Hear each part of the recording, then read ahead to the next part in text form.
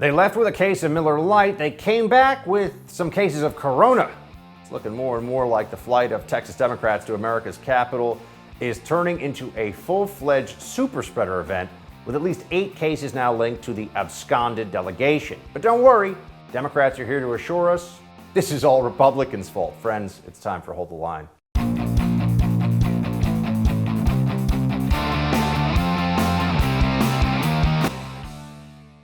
Welcome to Hold the Line. I'm Buck Sexton. It's not really a big shock, is it? When you have a whole bunch of Democrats who flee the state capital of Texas, Austin, and leave their constituents behind, their duties, their obligations to the voter, to the taxpayer of the state of Austin, because they want to make a political stunt, and they take a little photo of themselves. They're on their 2 planes. It's all a big media brouhaha. They got the case of Miller Lite. We all talked about that. No masks on. Turns out there were a number of cases of COVID of the people on that flight. They've said that they were vaccinated, so these would be considered breakthrough cases. And I just have a feeling, I mean, here you go. That's the Politico headline. Pelosi aide White House official tests positive for COVID-19 after these Texas Democrats came through. Let's all be very clear. If this involved Republicans, if you had Republicans in any state in the country who left to essentially sabotage the legislative process, if they fled this state, went for a big photo op in D.C. to take selfies with their soy lattes and their salads with no protein except quinoa, because that's how the left rolls. If they were actually doing that and they were Republicans, they would be called super spreaders. It would be said this was reckless, maybe even a threat to democracy, because we know that that's the Democrats' favorite claim. It's a threat to democracy. They say this stuff all the time. And they don't say it ironically or comedically. They actually seem to mean it. Psaki bomb, Jen Psaki, was asked at a press conference. I mean, we got at least 5. I think now the number might even be 6, but it's at least 5 who are COVID positive from this absconded delegation from Texas. Is this a super spreader event? More than 10% of the traveling party with these Texas Democrats now claim to have a breakthrough case. Is there any concern that this trip that was intended to advocate for voting rights is now a super spreader event in Washington? Well, I would say that's not a characterization we're making from here. We certainly understand there will be breakthrough cases. Even vaccines that are incredibly effective are not foolproof. They're not 100% effective. We've seen that. Here's the good news, though. We know that these vaccines, that these individuals, I think, if I'm correct, have been vaccinated. It means that it protects from death. It protects from serious illness. It protects, for the most part, from hospitalization. So that is a good sign. Not a super spreader event, though. I mean, look, we all know that if this was Republicans doing this, it would be different. 6 members of the delegation, by the way, just to confirm, are COVID positive, plus the Pelosi aide. So we got a bunch of people here who have had breakthrough cases of COVID, assuming they all had vaccinations, which also raises this whole difficult conversation of what exactly is going on with the vaccine campaign at this point. And why are there so many people who distrust it? Why are there people who want mandates for it? These arguments are continuing on. And it's worth noting that while the left and the Democrats insist that any vaccine holdouts are the fault of Trump and Trump supporters, they leave out that there's a disproportionately high number of African American folks who don't want to get the vaccine. So vaccine hesitancy is very high among Black Americans. There's pockets of it among Latino Americans as well, disproportionately high numbers. They don't talk about that. And they certainly don't want you to remember that it was not long ago. It was about a year ago to the day, or to the month, when you would hear from Kamala and Joe that, I don't know. I don't know if you can trust the vaccine that comes from a Trump-controlled FDA. Can't trust those vaccines. Not entirely. I'm not sure that's a good idea. Memory lane, here we go. Let's just say there's a vaccine that is approved and even distributed before the election. Would you get it? Well, I think that's going to be an issue for all of us. if and when the vaccine comes. And it's not likely to go through all the tests that needs to be and the trials that are needed to be done. When we finally do, God willing, get a vaccine, who's going to take the shot? Who's going to take the shot? You can be the first one to say, sign me up. They now say it's okay. But if Donald Trump tells us that we should take it, I'm not taking it. Remarkable, isn't it? Oh, yeah, no, they all believe in the science. If you believe that, I don't know what to tell you, because it's bull crap. It was politics from them all along. And they are desperate to create this perception, to push this narrative that the only vaccine hesitancy that's out there is from Republicans, and also the problems that we have with the continuing Delta variant, which is overhyped. Yes, it's spreading, just like we've had COVID the whole time. If you look at the death data, the hospitalization data, we're done with this pandemic. They can keep, trying to freak everybody out all the time. But here's Jay Inslee, among the dumbest Democrats to have run for president in the last cycle. Here he is letting you know that the problem we face is not the COVID virus. It's those biohazards walking around known as Republicans. The problem with that is you're making a risk for everybody around you when you don't get vaccinated. You're a risk for your spouse, you're a risk for your kids, your grandkids, your parents, your co-workers, because you are a bioreactor facility generating virus and spreading it around, including to kids who can't get vaccinated. I want to reiterate that. If you're a 50-year-old man who, voted for Donald Trump and didn't think COVID was a problem and you don't get vaccinated right now, you arrest every kid in your city. Yeah. Jay Inslee is a buffoon, but these are sentiments that are common in the Democrat Party. And let's all also remember, just got to take a moment here for this. The experts that they've been saying they relied on the whole time are looking really shaky these days. Senator Rand Paul, who's also a doctor, worth noting, they say, oh, you're not an MD, you can't have an opinion. Well, he's both a senator and a doctor, so I think he's allowed to have an opinion. He's had some interesting head-to-heads in the past with Dr. Fauci, and on the Wuhan lab leak theory, there was a particularly worthwhile exchange today. I just want to let you enjoy this one. And this is your definition that you guys wrote. It says that scientific research that increases the transmissibility among mammals is gain of function. They took animal viruses that only occur in animals and they increased their transmissibility to humans. How you can say that is not gain of function? It is not. It's a dance, and you're dancing around this because you're trying to obscure responsibility for 4 million people dying around the world from a pandemic. I totally resent the lie that you are now propagating, Senator, because if you look at the viruses that were used in the experiments, that were given in the annual reports, that were published in the literature, it is molecularly impossible. No one's saying those viruses caused it. It no is one is alleging that molecularly. those viruses caused the pandemic. What we're alleging is that gain-of-function research was going on in that lab, and NIH funded it. That you is can't not. get away from it. It meets your definition, and you are obfuscating the truth. Damn. Dr. Paul, not playing any games on that one. Dr. Fauci, I think it's fair to say, does not like him, and the feeling is mutual there. But I think it's important we get to the truth, and Fauci's a clown. All right, after the break, the crisis at the border is leading to a major surge in drug smuggling, including the most dangerous narcotic to hit American streets in decades, fentanyl. We got more on that with the Center for Immigration Studies' Mark Krikorian when we come back. Right now, let's talk about investments, specifically cryptocurrency.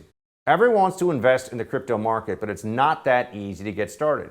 That's why Colin Plume, the CEO of Noble Gold, decided to create My Digital Money. It's an easy-to-use, self-trading crypto IRA platform with concierge-level customer service. One of the few U.S.-based cryptocurrency companies that will answer your phone call and help you get started. And because your comfort and security is their absolute top priority, there are a number of things they offer, like an unparalleled military-grade security for your coins, trigger orders to help you secure opportunities for upside while limiting downside and not having to watch your account 24/7 to do it, play money accounts so you can actually test the market without risking real money. And with the recent pullback of most of the major cryptocurrencies, this might be the best time to get into this exciting technology-based investment. When it comes to your money, you deserve a team of dedicated professionals that have your back, speak to you honestly, treat you like a human, not just a number. Check them out at mydigitalmoney.com. That's mydigitalmoney.com. We'll be right back.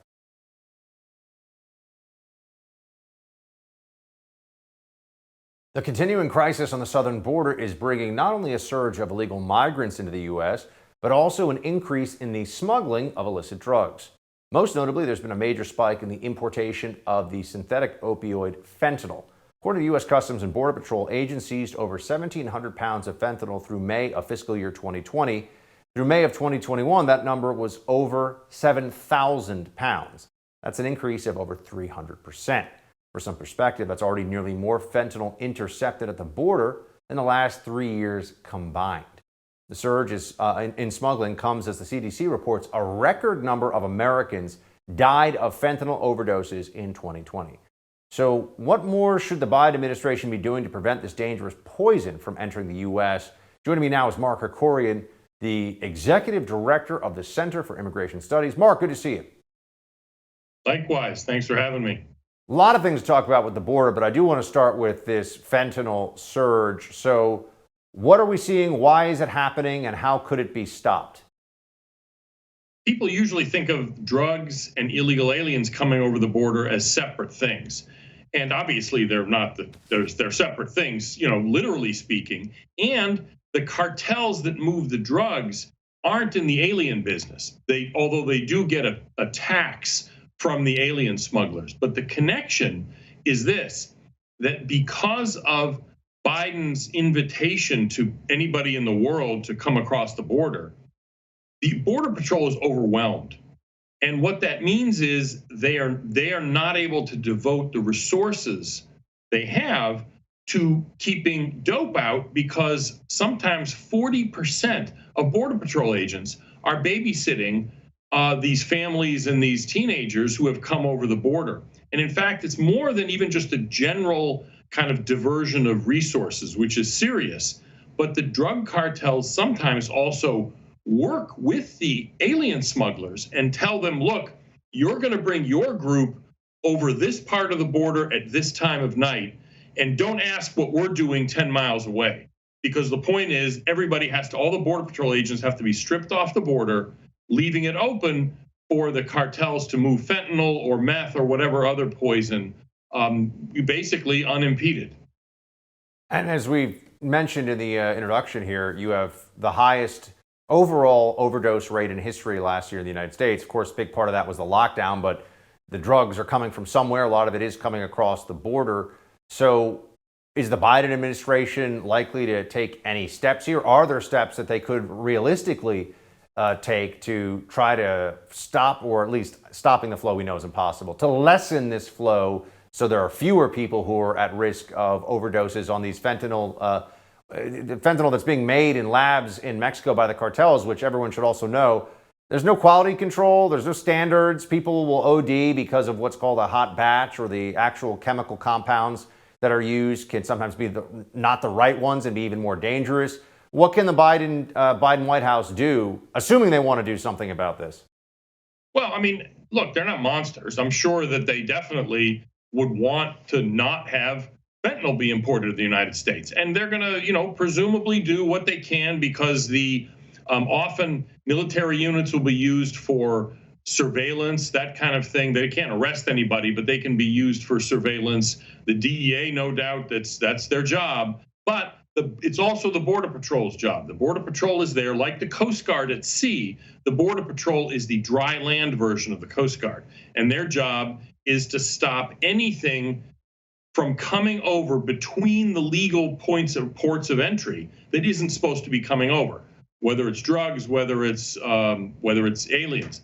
But the Biden administration would have to restore immigration enforcement so that they can push down the numbers to the levels they were before Biden was inaugurated, freeing up the Border Patrol to be able to do its other main job, which is stopping, interdicting, deterring drug smuggling. And until Biden does that, changes the immigration policies, there's just only so much they can do to stop this flow of drugs. And I don't see the Biden people backtracking at all on their immigration policies. So, in some sense, they are complicit in Mark, this, this right. flow of drugs.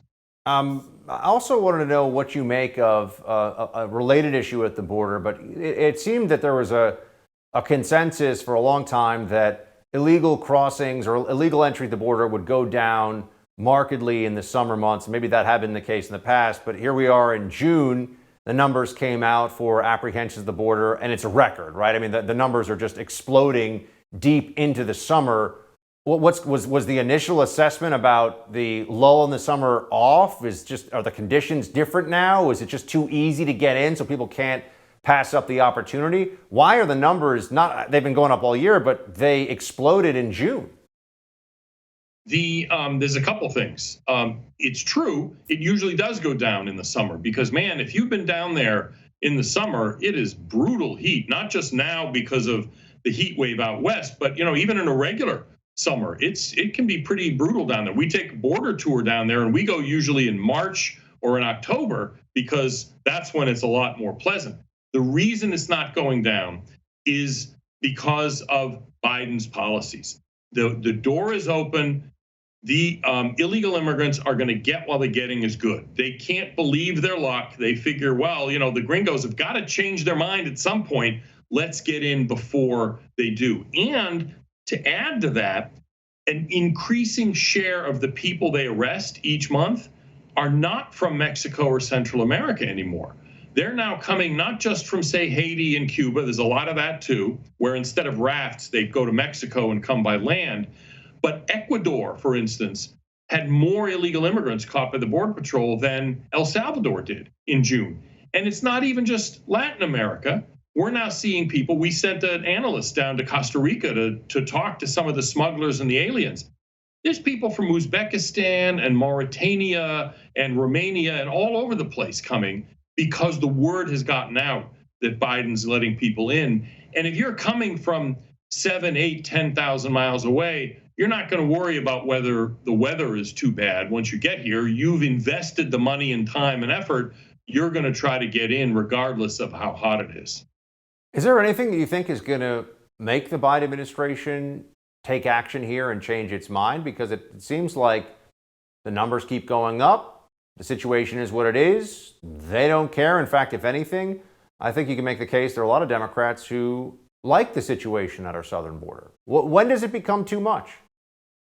Good question. I don't know that. I think the only thing that could dissuade them, and still I'm not sure they're willing to do what's necessary to stop it, is real political pushback. And by that, I mean they lose both houses of Congress next November.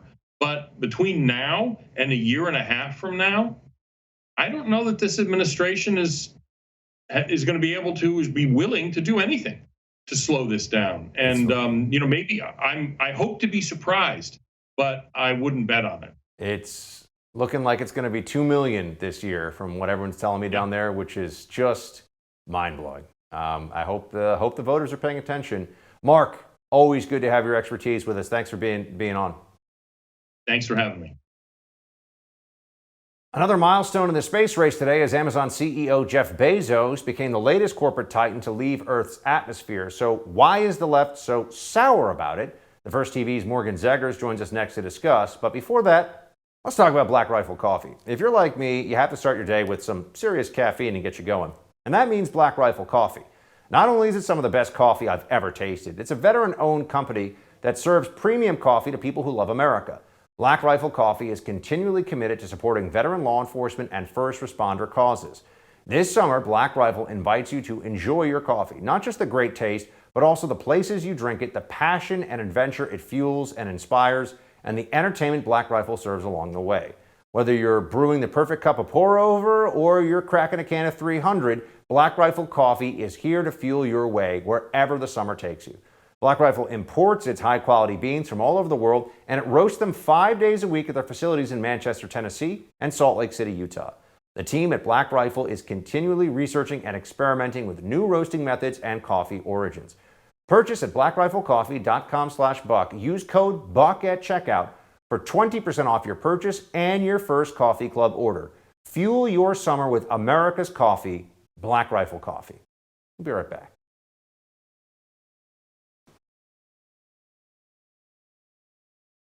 The richest man in the world made history earlier today. Billionaire many times over, Jeff Bezos, blasted into space in the first crewed flight of his rocket ship, New Shepard, the first flight designed to serve the growing market for space tourism among the super wealthy. It's kind of exciting, right? Not for the libs. Here are reactions to the historic flight from at least some on the left. We have Massachusetts Democrat Representative Catherine Clark tweeting, "You don't have to be a rocket scientist to know it's time for billionaires to pay their fair share." And another one from Democrat Robert Reich, "No one needs Bezos to launch rockets into outer space. We need him to pay his fair share of taxes so people can thrive here on Earth." Here to discuss, founder of Young Americans Against Socialism and a contributor here at the First TV, Morgan Zegers. Morgan, so good to have you back. Thanks for having me, Buck. So, I guess the communist impulse or the socialist pull does not go away, even in the midst of space flight. They want to talk about redistributing the wealth. What do you make of all this? Well, when you look at it like that, in that perspective of, okay, here we go again, the left is trying to create that division between the owning class and the working class. This isn't new to America or to our world. It's a classic tactic of Marxists. What they try and do is split the working class against the owning class, and the workers are going to rise up, right? The workers of the world will unite, and then they will own the means of production and the business. What happens, though, is the socialist government that is put in charge doesn't give the power to the people. Once this revolution takes place, they just become the new government, and it becomes a dictatorship very quickly. So that's the transition we're seeing here, and it's very repeated throughout history. What's happening here, though, listen, I understand why they're frustrated. We just went through a pandemic. We're in a very bad state as a country.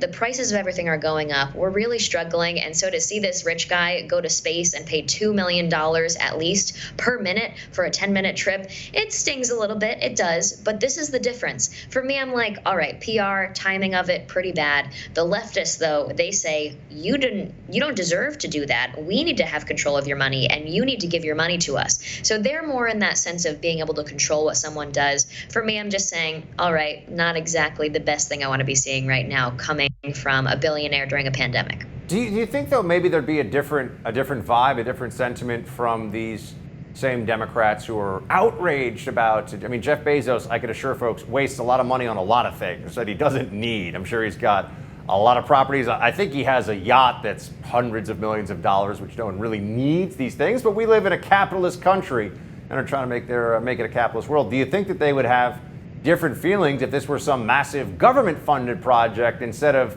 private sector? But that's one of the first things I thought of, because what they're doing right now on Twitter is they're listing off everything that could be funded with these $2 million minutes, right? And what I'm thinking of is, do these people not understand how much money is wasted by the federal government on a daily basis or on a per minute basis? It's way bigger than what we're dealing with just Jeff Bezos going for 10 minutes to space. If he wants to do it, he can, because it's his money. But what we should be more frustrated about is that average Americans pay tens of thousands of dollars of taxes every year. It gets added up. The government's given millions of dollars, and we never really solve the problems that the government says they're going to fix. And so I'd be more frustrated about that. And hopefully maybe we can reach people with that frustration and say, you're going to get mad if you hear about these real facts over here. Let me tell you something. I mean, it is also pretty stunning that they're telling us that if only, Bezos paid his fair share. Right now, there's a budget proposal coursing through the Senate, where they're looking to spend $3.5 trillion plus $600 billion. I always like how they separate out some of the infrastructure spending. So that would be over $4 trillion of spending, new spending, that the Democrats want to push forward. You would think that whatever the contribution from Bezos is, wouldn't really put a dent in that, would it? It wouldn't, and that's what's so scary. And I believe AOC's been challenged on this, and she gives something along the lines of that answer she gives often of, I'd rather be morally right than factually correct. What we're dealing with, though, is a very violent group, okay? They hate rich people. They hate capitalists. They hate average people that just want to have a small business. I mean, it's pretty bad. And I don't know if you saw this. In 2020 especially, they were putting guillotines outside of Jeff Bezos' house. Remember that? They did it at the White House for Trump, but then they also put the guillotines outside of Jeff Bezos' private home, which is very scary. We're dealing with some really radical people here. I would say, though, when we look at the left, there is that trend. I don't know if you've read Rules for Radicals, but it teaches people how to build a successful leftist movement. And one of those lessons is to basically make a mob of people that can get mad about one thing one day and then another thing the next day, and they can always stay mad. Because if you only focus on one issue, you know, the passion kind of dies down after a few years. You got to make a base that can get upset as if the world's going to end over anything. And this is just a great example. I mean, when I found out we were talking about this and that we were going to discuss it on the news, I was like, how is this a subject? And it's because they've made it an outrage in a matter of 24 hours that this guy decided to go to space for 10 minutes. I mean, isn't the space race something that ever since we're all little kids, right? We hold up the U.S., you know, getting the first man on the moon and beating the Soviets, and this is a point of great national pride for us. And we think of astronauts as heroes. And I don't know about you, but, you know, I've watched some Star Trek here and there, Star Wars, whatever, Star Show happens to be your cup of tea. And it just strikes me that, you know, under more normal circumstances, maybe everybody would say, well, this is kind of cool, the beginning of a commercial space aviation industry where people can just, everyday folks, not even astronauts, would be able to at some point, I mean, it's probably very expensive for a long time, but be able to go up to space. It feels like there's not the same sense of celebration of the achievement here. Why?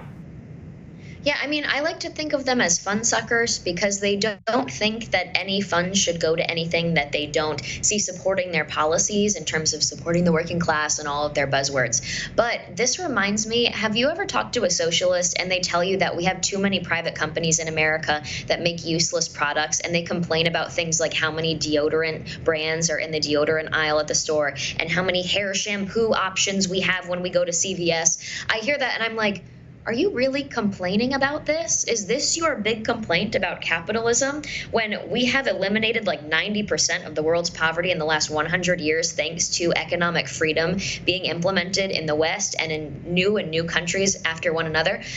That's your complaint, is that there's too many deodorant brands? You don't like that? Yeah. Is that oppressive to you? So I see this as another thing. They're trying to find problems with a system that's incredibly effective, incredibly empowering, and incredibly successful. It achieves actual progress, not regress. So this is something that we're going to continue to see, I think, especially as technology advances, because it requires a lot of money to achieve these advancements in society. We have to acknowledge that, and they're not down with it.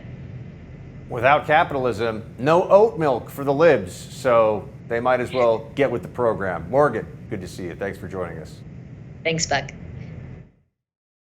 All right, Black Lives Matter made its position on the Cuban protest clear last week by blaming the current unrest on U.S. policy toward the nation, essentially repeating the communist government's propaganda.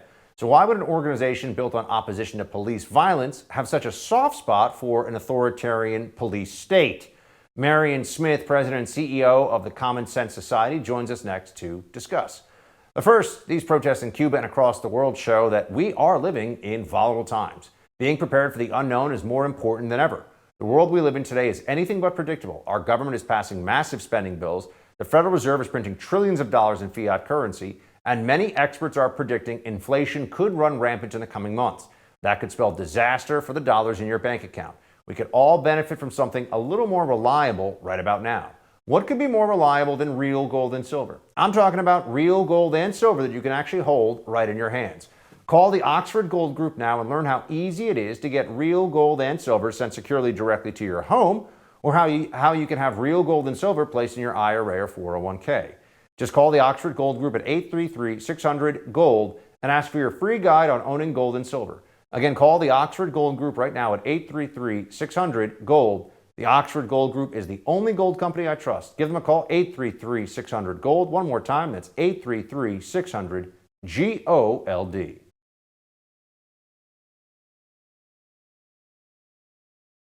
As Republican lawmakers continue to call on the Biden administration to offer more public support for dissidents in Cuba, leftists across the U.S., including most notably Black Lives Matter, are actually blaming the United States for the abject misery in that communist country.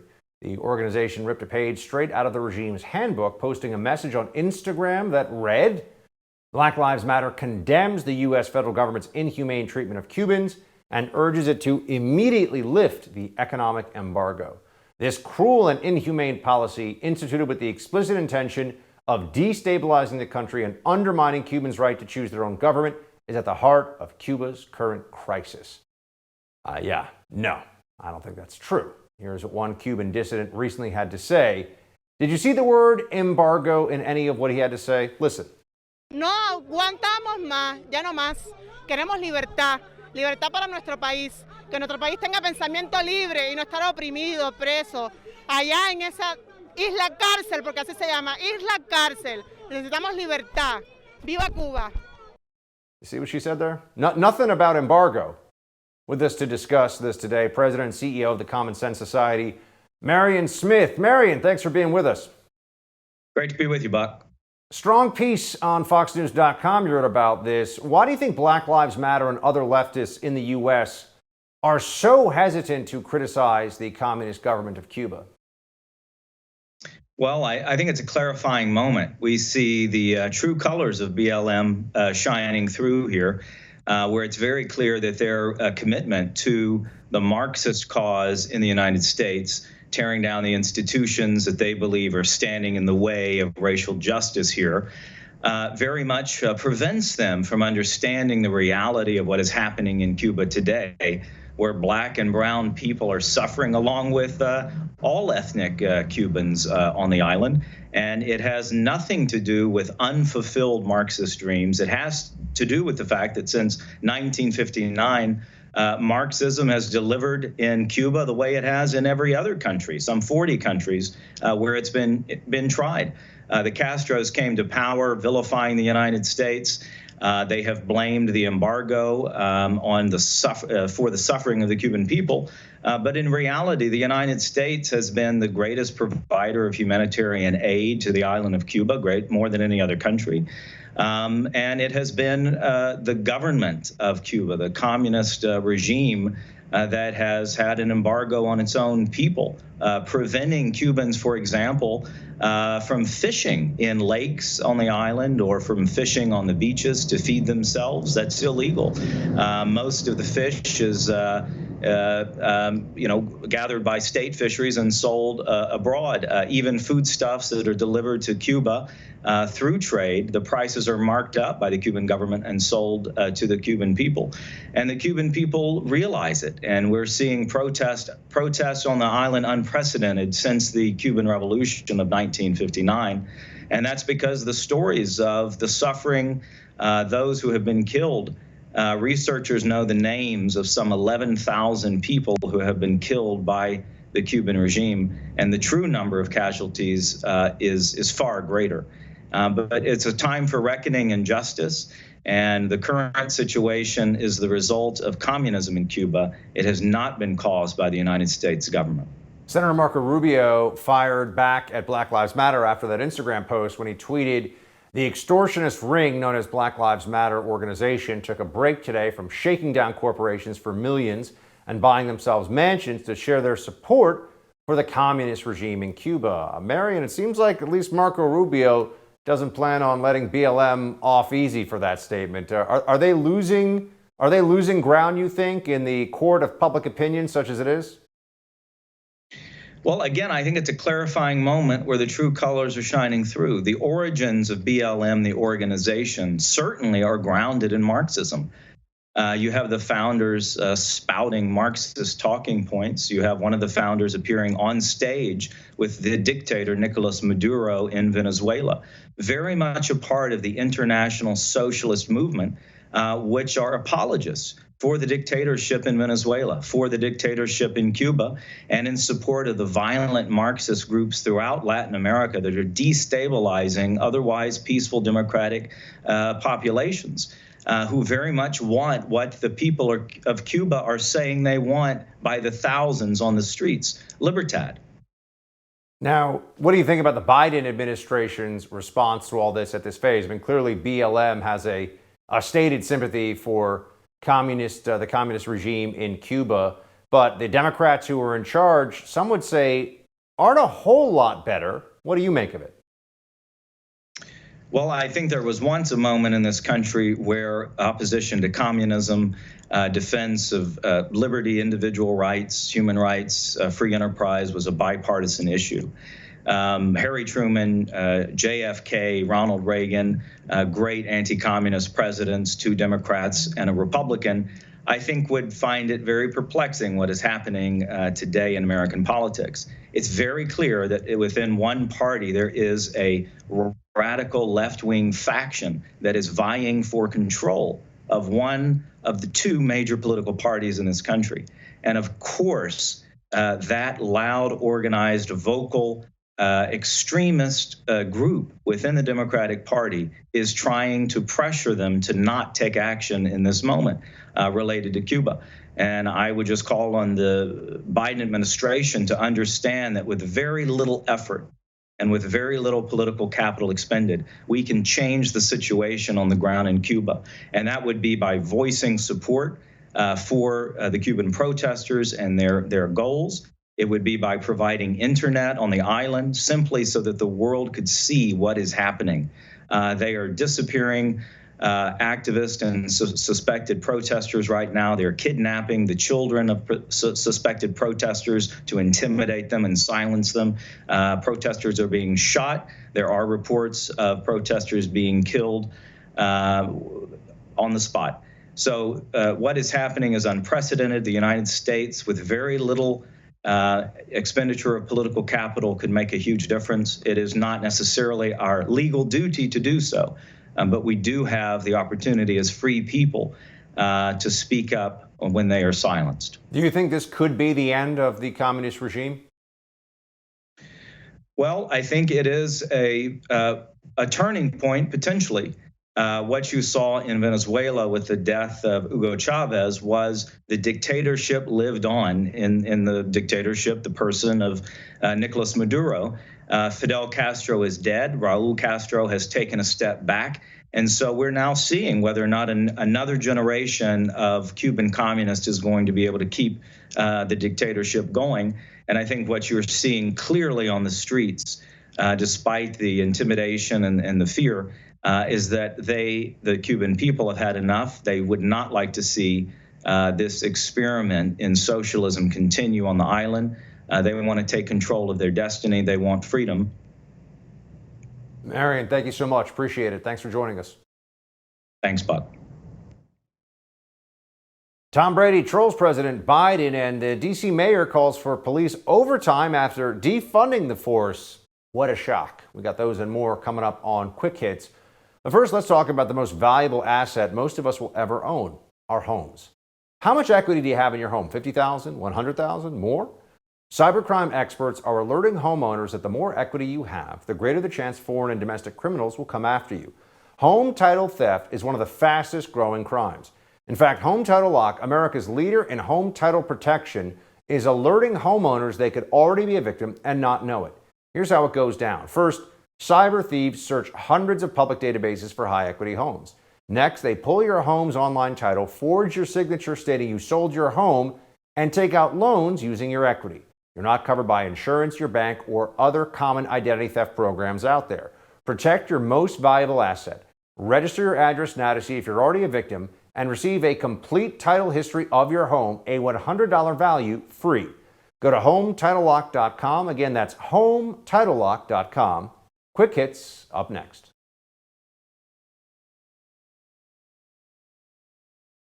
A whistleblower from Hasbro toys manufacturer exposes the company on critical race theory, and Tom Brady trolls Biden just a little bit at the White House. Let's get into it with Quick Hits. All right.